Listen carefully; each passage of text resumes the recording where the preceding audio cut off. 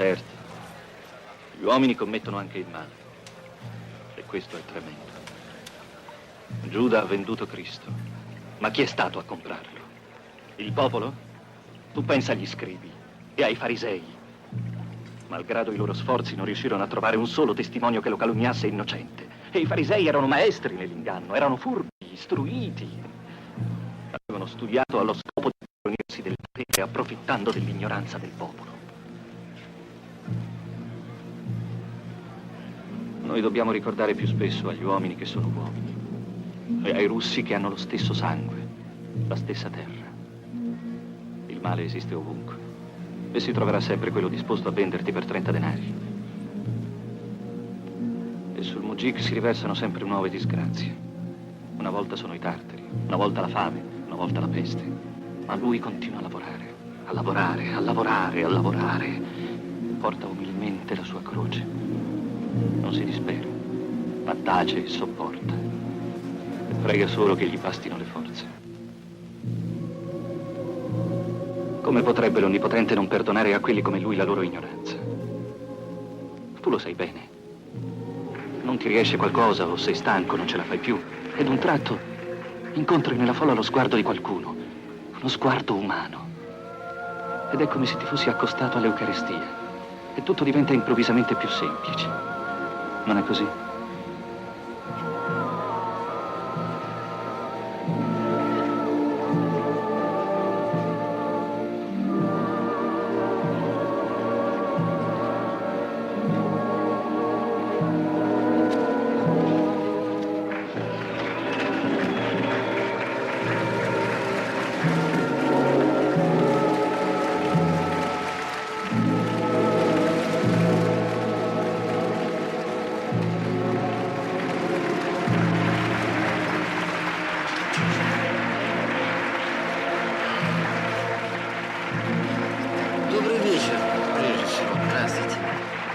Buonasera a tutti.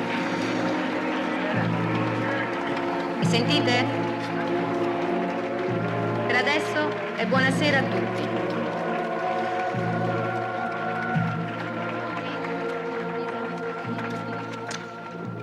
Мне довольно редко приходилось выступать перед такой аудиторией здесь, в Риме. Поэтому я не совсем точно представляю, что вы от меня хотите. Но, тем не менее, я предложу вам какой-то свой план нашей сегодняшней беседы. Насколько я понял, устроителей сегодняшней встречи интересует проблема взаимодействия, так сказать, влияния на кинематографистов друг на друга, так что ли. Вопрос влияния в искусстве достаточно сложный, чтобы можно было бы говорить о том, что вот этот режиссер находится под сильным влиянием того режиссера, а другой этого. Вряд ли это будет верным, если мы будем утверждать это более или менее определенно.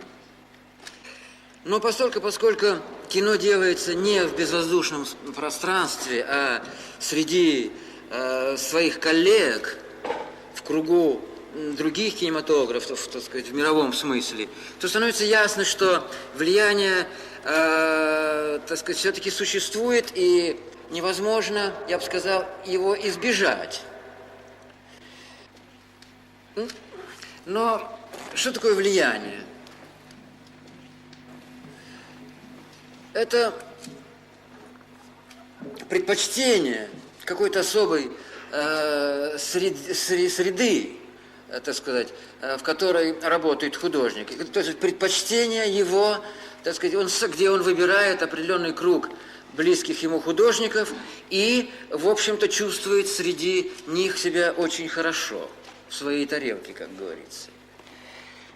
И только, и не больше этого. То есть, если бы вы спросили, каким образом на вас влияет, скажем, ваш любимый Брессон, или Антониони, или Бергман, или Куросава, Мизакучи, я бы не сказал, что таким образом, что я пытаюсь им подражать. Это просто невозможно сделать.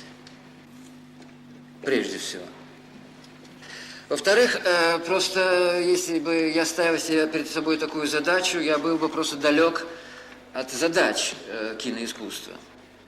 Потому что самое главное в любом искусстве – это найти свой собственный язык, найти способ говорить на языке, который свойственен только тебе и никому больше.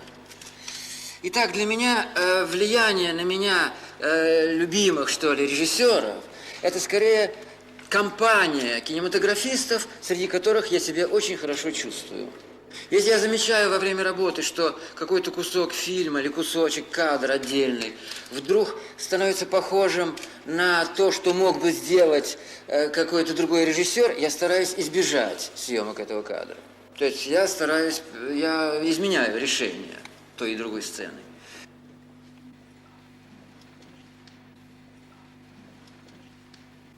Это бывает очень редко. Вот недавно со мной, довольно давно, в общем, со мной случился такой эпизод. Я снимал «Зеркало» под Москвой, фильм «Зеркало». И там был один маленький эпизодик, один кадр, где мальчик, герой фильма, думает о том, как его мать, что делает мать в комнате с женщиной, которой она пришла продавать сережки. Этот кадр был очень довольно прост. Это были это был крупный план двух женщин, снятый, так сказать, с панорамой, на котором мать, то есть героиня фильма, так сказать, смотрела на то, как хозяйка дома примеряет ее сережки, глядя в зеркало. Причем зеркала не было, так сказать, она смотрела прямо в аппарат, так сказать, давая нам понять, что аппарат это и есть, в общем, зеркало. Когда я построил эту мизансцену, я вдруг поймал себя на том, что этот кадр мог бы быть вполне снят Бергманом. То есть он был так, выглядел так, внешне. В этом случае я оставил все как было. Именно так, как и было с самого начала. Так сказать, вот таким похожим кадром. Но только потому, что мне очень захотелось как-то послать привет, что ли, своему коллеге вот таким образом. Тот режиссер, который скажет, что он не совершенно самостоятелен, будет прав. Но, конечно, его физиономия выглядела бы иначе, если бы он работал один, совершенно замкнуто, не связанный с другими своими коллегами. Кино делится, так сказать, на режиссеров, которые делают два типа картин, в принципе.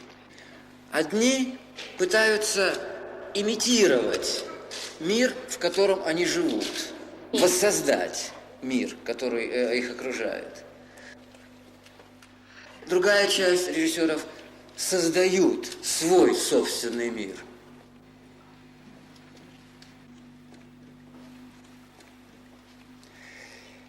Те, кто создает свой собственный мир в кино, как правило, являются поэтами.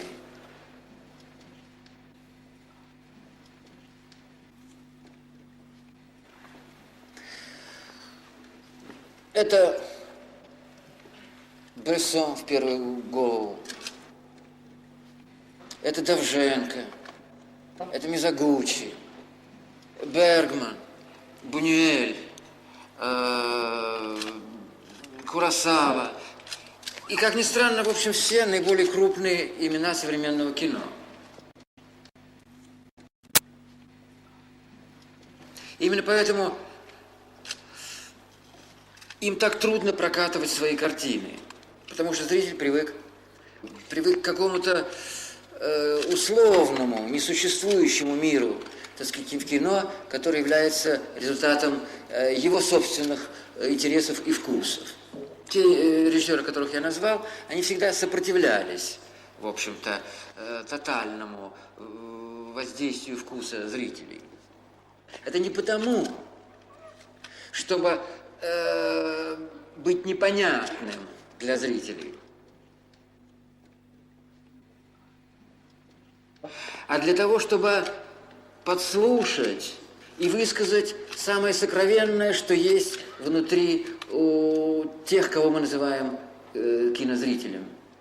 Потому что картины, которые считаются коммерческими, не могут претендовать на то, что они отвечают глубоким, психологическим, глубинным, так сказать, интересам, запросам каждого из зрителей.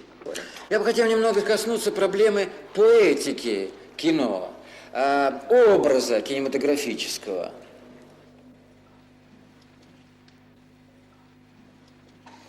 То есть, в конечном счете, мы, наверное, встретились сегодня для того, вам интересно было сюда прийти для того, чтобы я смог вам рассказать, как я представляю себе кино, как я представляю себе, что означает кинообраз. Каждое искусство, а кино это, конечно, искусство, несмотря на то, что оно находится в унизительном положении сейчас, каждое, так сказать, искусство имеет свою специфику. Что это означает?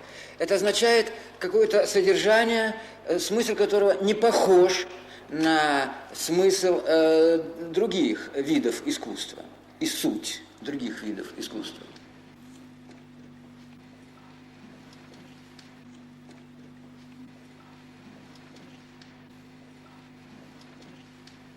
То есть, чем одно искусство отличается от другого.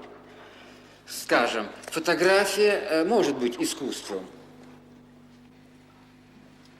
Мы это знаем. Существует Картье-Брессон, который является гением в этой области.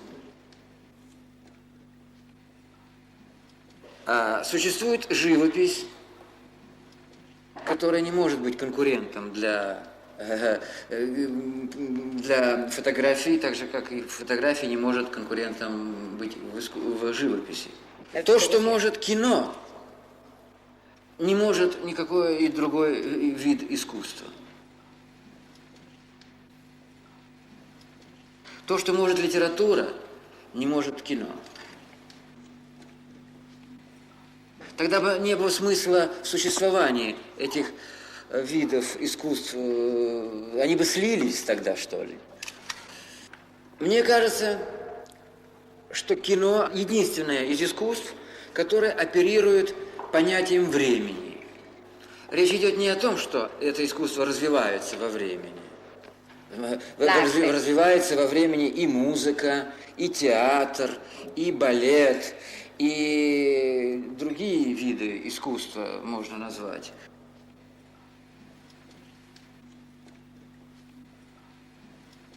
Но я говорю о времени в буквальном смысле слова. Ну, что такое кинокадр, который начинается с момента, когда мы говорим «начали», и кончается, когда мы скажем «стоп». Что это такое?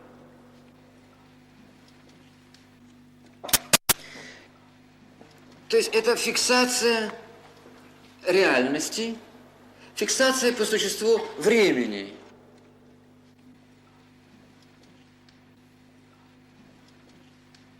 Фиксация и практически это консервы времени, которое мы можем просматривать теоретически бесконечно. Ни одно из искусств не может зафиксировать время, кроме кино. По существу, что такое фильм? Это мозаика из времени.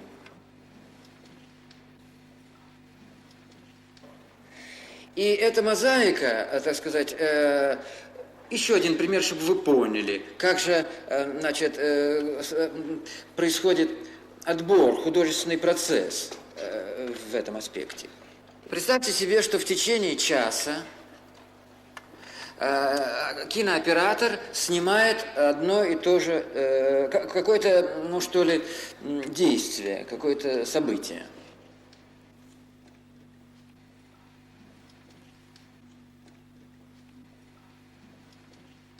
Вот видите, здесь две камеры.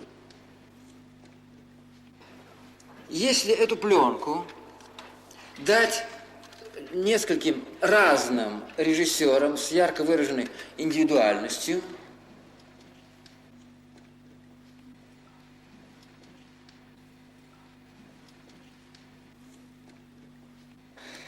мы получим 3 или там несколько, 3 совершенно разных фильма.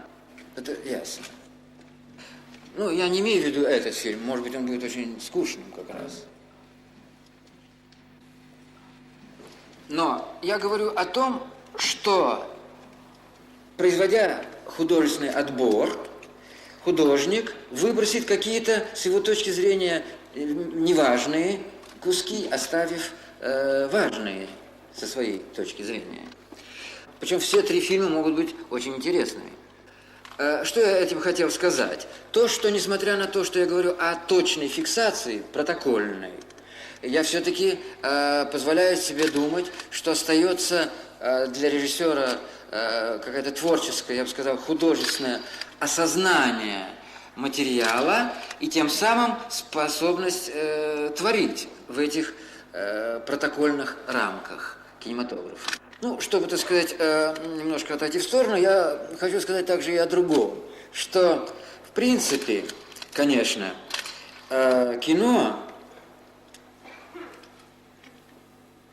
переживает еще вот чисто, так сказать, трудности такого эстетического, я бы сказал, порядка, так сказать, какой-то кризис образного мышления что ли.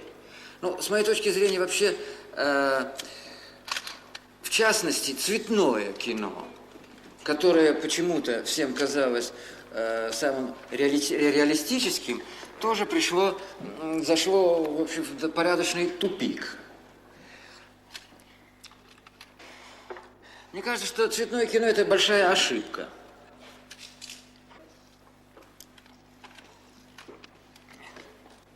Потому что любое искусство стремится, во-первых, к правде, к истине, а во-вторых, оно ищет способ обобщения, то есть способ образного мышления. Я объясню свою мысль по поводу цветного кино.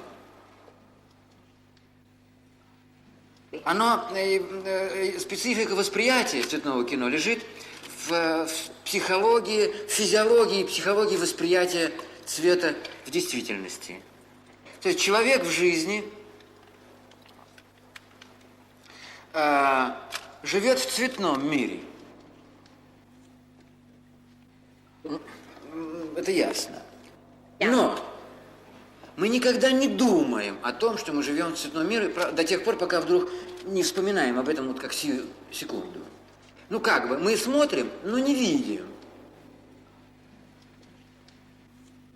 Как бывает, слышим, но не слушаем, но не слышим. То есть, короче говоря, мы не думаем о цвете, когда видим цветной мир вокруг себя.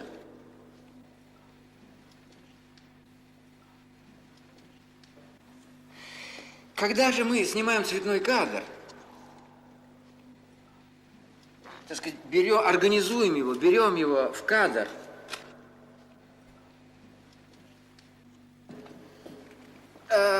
мы сразу обращаем все наше внимание на то, что мир, заключенный в этом кадре, цветной.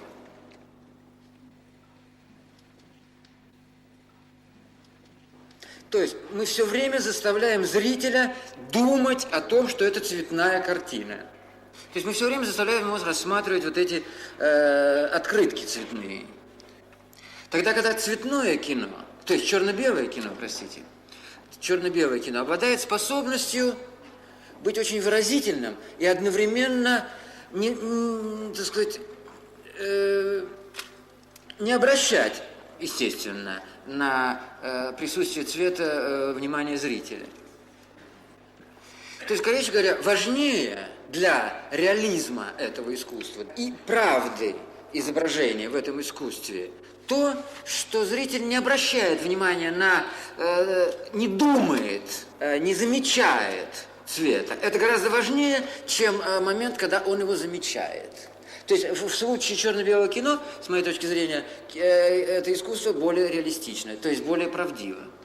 То есть мне кажется, что с момента появления цветного кино вообще искусство кино стало более фальшивым, что ли. Это не только потому, что оно, не только потому, что, скажем, не знаю, неореализм итальянского кино явился, ну, так сказать, каким-то новой страницей в истории кино и более отвечая на проблемы, так сказать, жизненно важные для человека. Не только поэтому, но также потому, что появилось цветное кино, в которой, скажем, реализм не мог бы существовать никогда в жизни в форме цветного кино. Это было бы невероятно просто, это противоестественно. Это пример как раз того, что когда говорят о том, что правда жизни, это еще не значит правда искусства.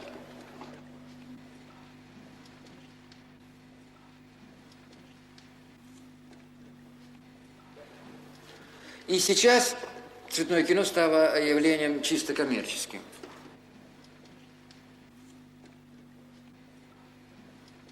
В свое время были какие-то открытия в цветном кино, когда художники что-то искали, так сказать, в смысле в изображении.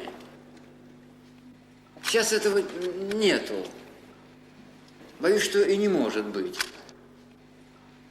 Потому что это не главное для кино, и это ошибочное. Может быть, важнее было бы для кино стать голографическим.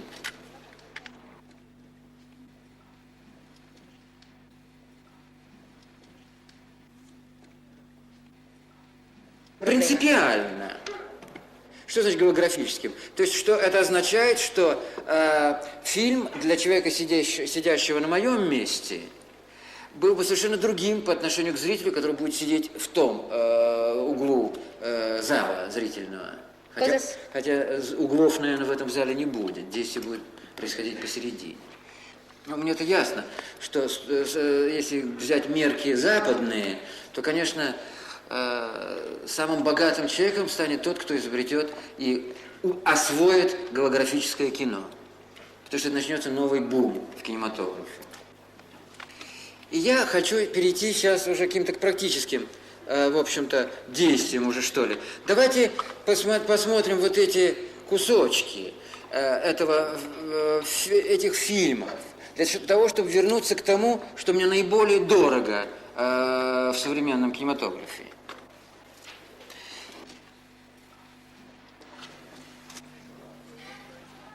Я хочу их показать для того, чтобы привести примеры поэтического образа мышления, образного мышления в кинематографе. И потом мы вернемся к этой проблеме и закончим, и вы поймете, как я представляю себе то, что мы называем кинообразом. Один кусочек – это кусочек, где один из молодых 7 героев фильма, самый молодой, во время засады на разбойников, лежит на траве, в цветах и трусит, боится, умирает от страха. И посмотрите, как режиссер передает это чувство страха, каким методом, каким способом. Он лежит в траве и дрожит, но мы не видим, как он дрожит, мы видим, как дрожит все цветы, весь ковер цветов, который дрожит вместе с ним от страха.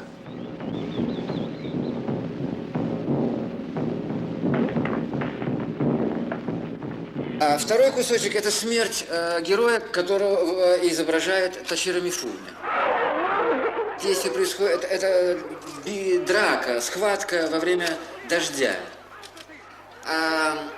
В грязи все происходит. И когда Мифуне падает, этот герой падает, у него одежда очень короткая, у него ноги обнажены. И они в грязи, ноги грязные. И мертвый он лежит в грязи, и дождик постепенно смывает грязь с его тела. И ноги его становятся совершенно белыми. Белыми становятся ноги. Он умирает на наших глазах как бы.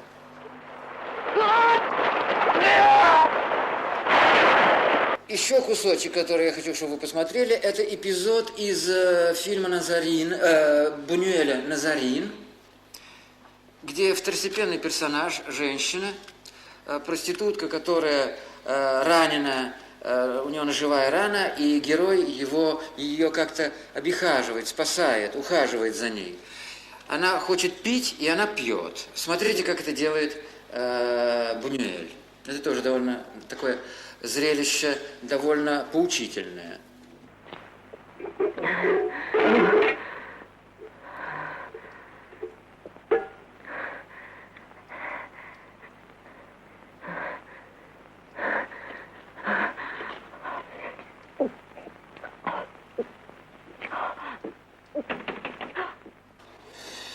Это, пожалуй, единственный эпизод во всем кино,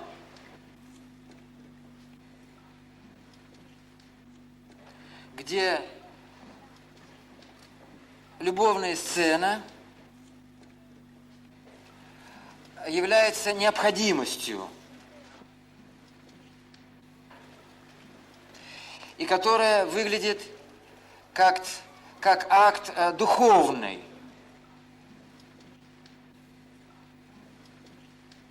Как акт, стоящий гораздо, так сказать, где такая физическая близость не обращает на себя главного внимания. Это уникальная сцена. Речь идет о том, что Жан Муро достает... Это последняя сцена ночи Антониони, вы поняли. Этим людям уже больше нечего сказать друг другу. Они исчерпали свои чувства по отношению друг к другу. Они очень близки друг к другу, но их любовь, их близость... Одна моя знакомая в свое время сказала, жить со своим мужем больше 5 лет – это уже кровосмешение.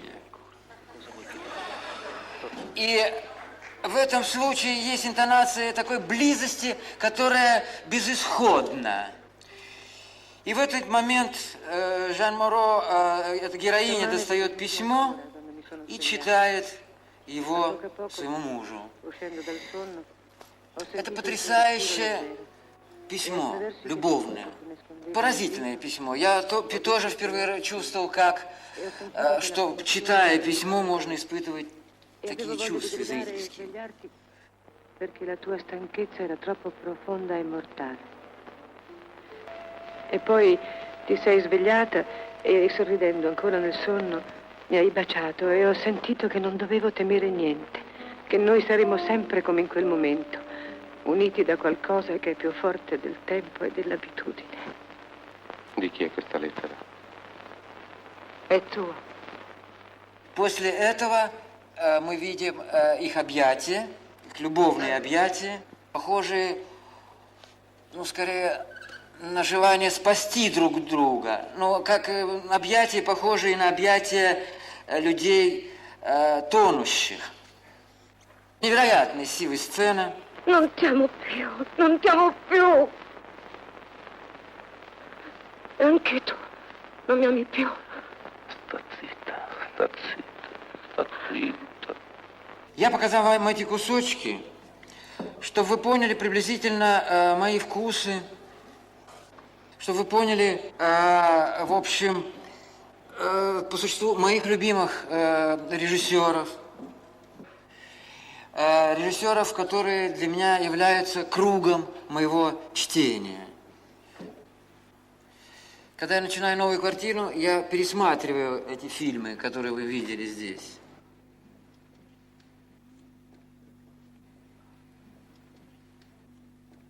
И не для того, чтобы их повторить, а для того, чтобы вдохновиться.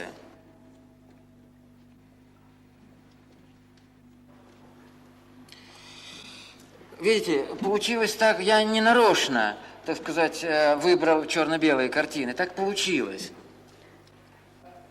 Поэзия этих картин, этих режиссеров заключается в том, что они превращают в драгоценность то, к чему прикасаются.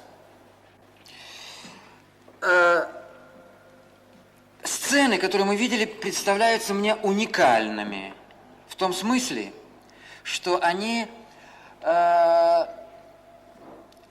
исключительны по своей, так сказать, ну как вам сказать, непохожести на быт. И как это бывает с настоящими большими художниками всегда, в этот момент эта уникальность превращается, ну, в то, что мы называем типичностью.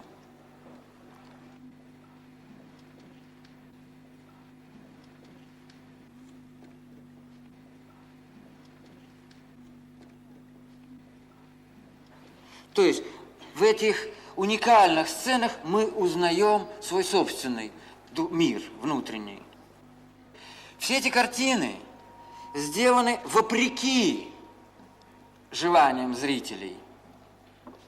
Это скорее служение красоте и истине, чем желание кому-то понравиться.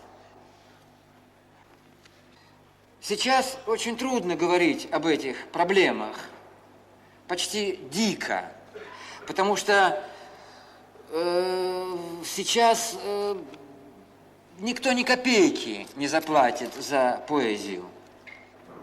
Но кино будет существовать только благодаря сопротивлению этих поэтов.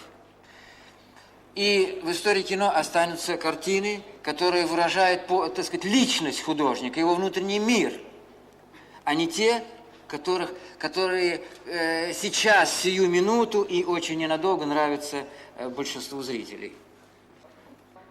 Кино с самого начала находится в ужасном положении. То есть, для того, чтобы сделать фильм, нужны деньги.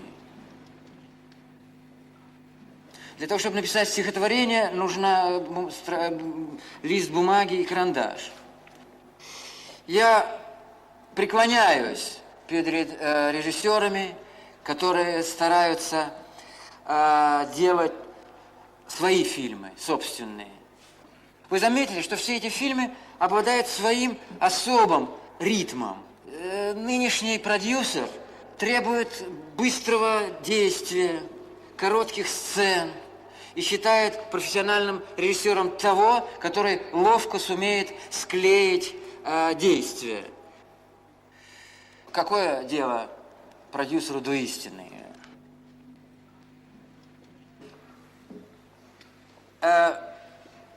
Я хочу сказать вот что еще.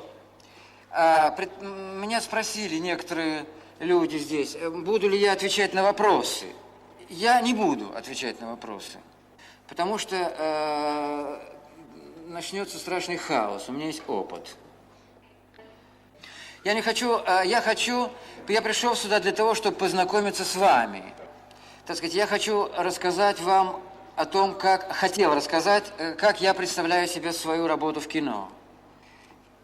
Она такая же трудная, как работа в любой области искусства. В свое время американцы сделали анкету, в которой было расставлены профессии, наиболее трудные, начиная с самой трудной, и те, которые, так сказать, приводят к быстрой смерти от трудности профессии. Эта анкета была сделана еще до 1945 года, по-моему. Как раз тогда, когда была брошена бомба на Хиросиму.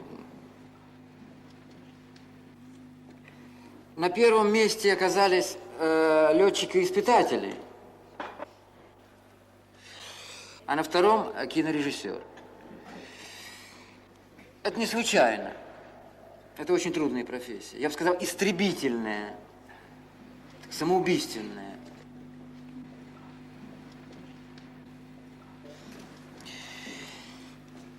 Особенно трудна она потому, что очень трудно в кино остаться самим собой.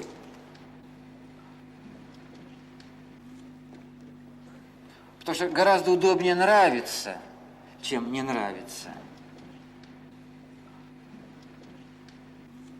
А важно не нравиться. То есть не стремиться к этому. То есть как только режиссер начинает думать о том, чтобы понравиться зрителям, он уже совершает ошибку за ошибкой. Он больше думает о успехе, чем о сути своей работы. Кино – великое искусство. Несмотря на то, что сейчас мы видим его полное падение, это ничего не значит. Искусство всегда, я бы сказал, постоянно и непрерывно находится в состоянии кризиса. Жизни самого.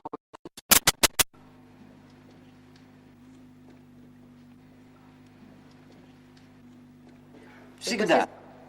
Потому что всегда это процесс рождения нового. Поэтому это всегда страдание и мучение. Даже если мне бы не удалось сделать больше ни одной картины, такой, какой я хочу сделать, это бы означало не то, что кино умирает или умерло, а просто потому, что я не сумел сделать эти картины. Для меня кино стоит где-то между музыкой и поэзией. И в лучших своих образцах оно не только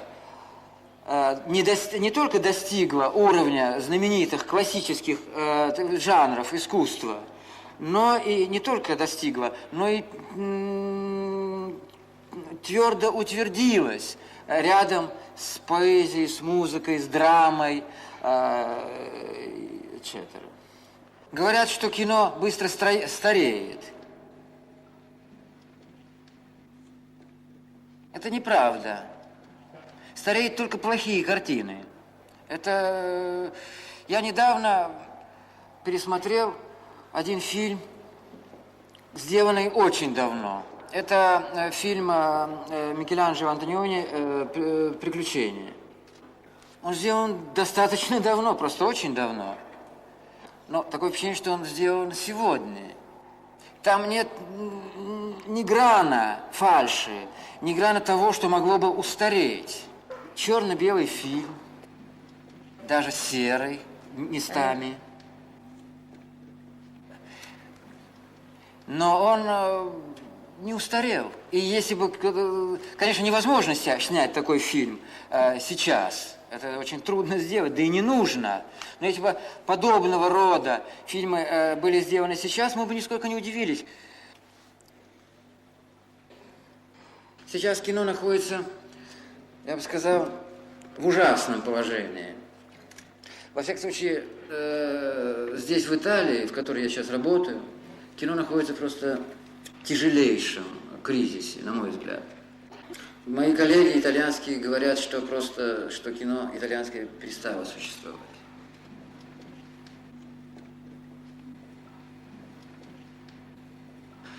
Но речь идет о лицах, о персонах в кинематографе самых важных.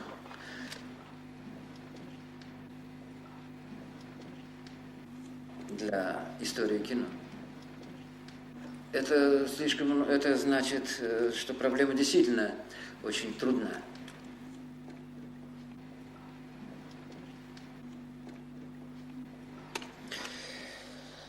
Дело в том, что вы сами, зрители, в свое время хотели получить те картины, которые сейчас мы имеем в прокате, скажем, в Италии.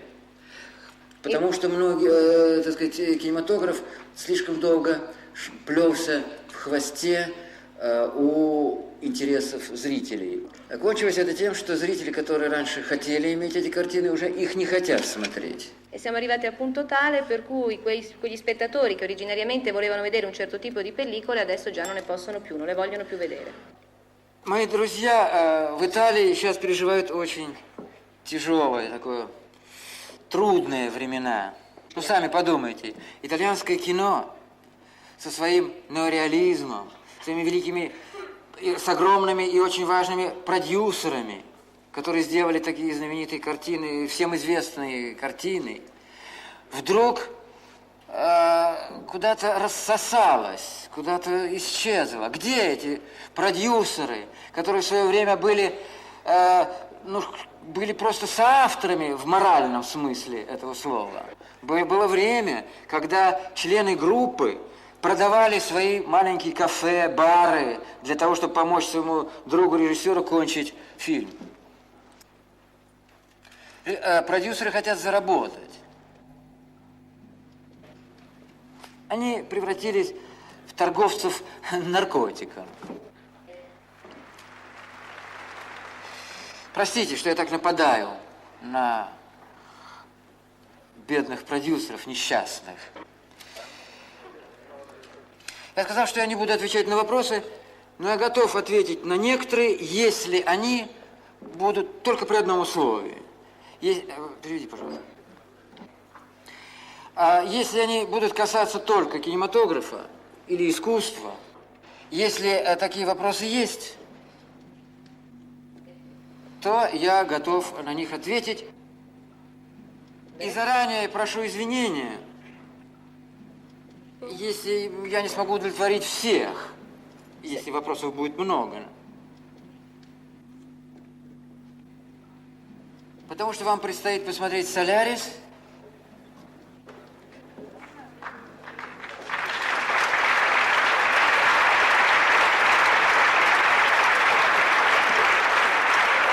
Воды хочешь? У меня есть, спасибо. Есть. Prego, prego. Volevo sapere una cosa. Perché dopo Solaris... Perché dopo Solaris e prima di Stalker lo specchio? Почему после Солариса и до Сталкера было зеркало?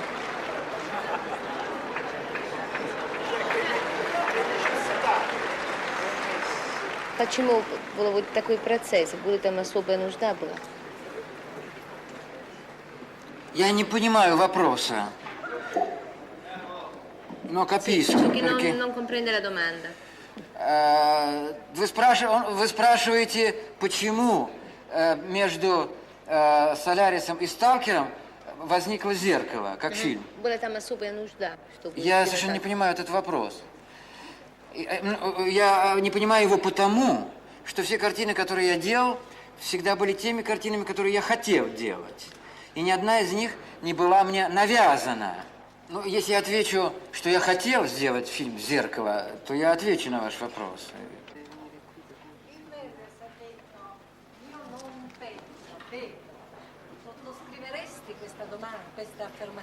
Io non penso, vedo. Wenders ha detto io non penso, vedo. Viene chiesto se Tarkovsky sottoscriverebbe un'affermazione del genere. Wenders сказал, я не думаю, я вижу. Ты бы подписал вот такое выступление? Он сказал, я не вижу. Что я не вижу? Нет. Io non penso, vedo. Я не думаю, Да. я вижу. Вот то, что Вендерс сказал. Ты бы подписал такое? Что не вижу? Он так сказал, я не думаю, я вижу. Точно. Hai capito? Это неправда. Non è vero. То, что сказал Вендерс, это кокетство. È una coquette, una civetteria, ciò che ha detto Wenders.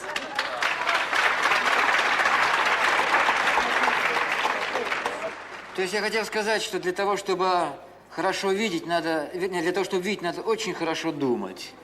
Vorrei fare due domande molto brevi. Tarkovsky dice che il colore rappresenta il cinema commerciale.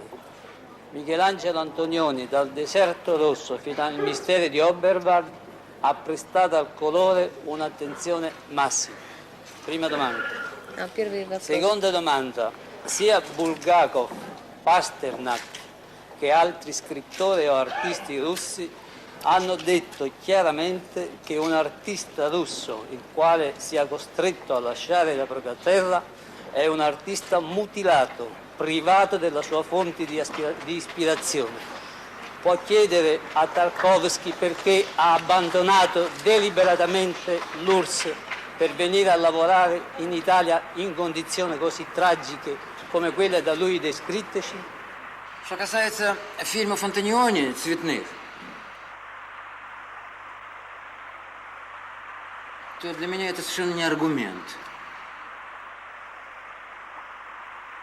Потому что я люблю фильмы, больше фильмы, черно-белые фильмы Антониони. Это во-первых. Во-вторых, кроме фильмов Антониони были сделаны многие цветные, очень хорошие картины. Я говорил о другом. Я говорил о том, что появление цвета в кино не явилось достижением художественным. Оно не расширило, на мой взгляд, не углубило кинематографический художественный образ. Если вы зададите этот вопрос Антониони, он вам скажет, что я с ним на эту тему, правда, не разговаривал. Но я уверен, что он ответит, что эту картину, особенно первую, а может быть даже и предпоследнюю суицидную картину, ему было снимать в 1000 раз труднее, чем черно-белую. Почему труднее? Потому что нужно искать новых путей, а найти их очень трудно. И с моей точки зрения просто невозможно найти новую форму цветного кино, которого было бы богаче, чем достижение черно-белого. Да мне кажется, не надо искать здесь. E mi pare anche che non ci sia bisogno di ricercarlo. Что касается соображений Булгакова по поводу оторванного, покинувшего родину художника, который теряет почву для вдохновения, я не совсем понимаю, почему вы меня рассматриваете как человека, который оторвался от своей родины.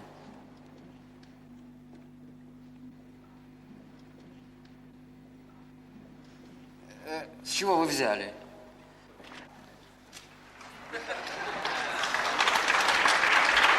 Я делал картину, где главный герой русский.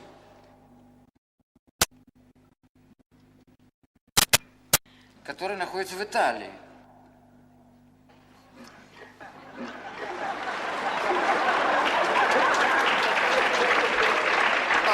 Во-вторых, почему я работаю в этих ужасных условиях?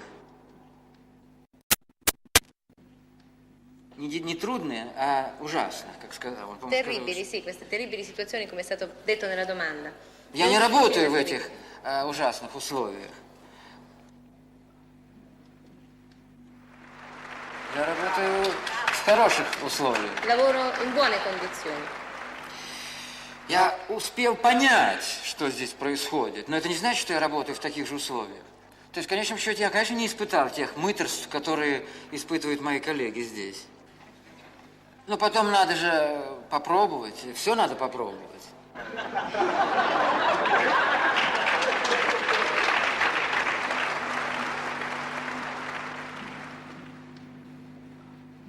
Volevo chiedere che cosa pensa del personaggio della guida in Stalker e più precisamente se trova qualche identificazione, lui, Tarkovsky, con il ruolo che ha il personaggio nel film.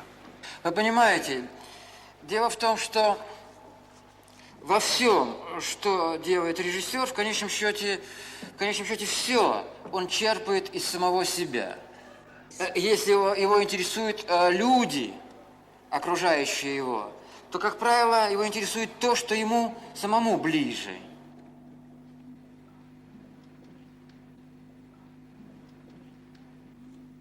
Но сознательно ставить себе в положение героя Сталкера мне никогда не приходило в голову. Я не имею таких претензий. Скорее уж, мне как-то ближе, ну что ли, писатель из этой картины, персонаж. Хотя я тоже никогда бы не сказал, что в каком-то смысле я идентифицирую его с самим собой. Это не так, тоже было бы неверно.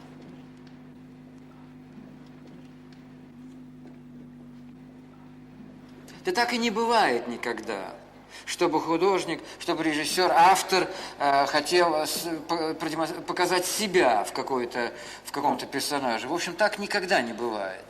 Человек себя знает гораздо меньше, чем другие знают его.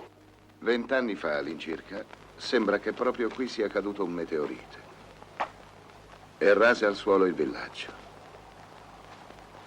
Hanno cercato questo meteorite, ma naturalmente non trovarono nulla. Un messaggio per l'umanità, come dice un mio collega. O un regalo.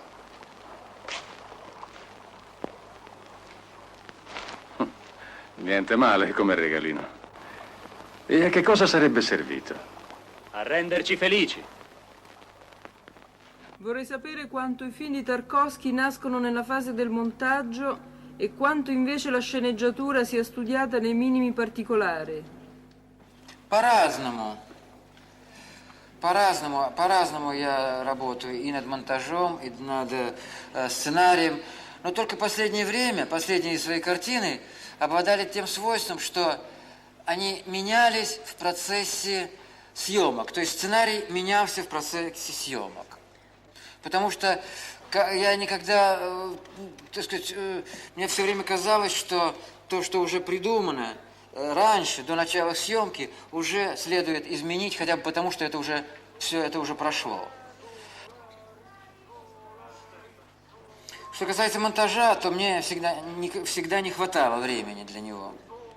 Вот там раздался какой-то такой тихий, такой жалобное мяуканье, такое кошачье. Un lamento da lontano. Я очень рад, что вы, наконец, захотите посмотреть. Sì, ho capito, grazie. Mi fa piacere, dice che alla fine volete vedere anche il film. Я это понял и благодарю вас за то, что вы меня немножко пожалели. Сейчас вы посмотрите, если вам удастся, картину. И единственное, так сказать, что я вас хочу попросить, о чем хочу попросить, все-таки, если вы видели раньше прокатную версию, то попытаться выяснить разницу между нею и тем, что было задумано авторами. Это две версии совершенно исключают друг друга. А сейчас я хочу поблагодарить устроителей вот этой нашей встречи, моих друзей, которые пришли сюда без моего приглашения, что особенно дорого мне, и всех вас за то, что вы с таким терпением выслушали все, что я вам здесь говорил. E ringraziare voi che mi avete ascoltato con così tanta pazienza, avete ascoltato tutto ciò che ho avuto da dirvi. Grazie tanto. Andiamo.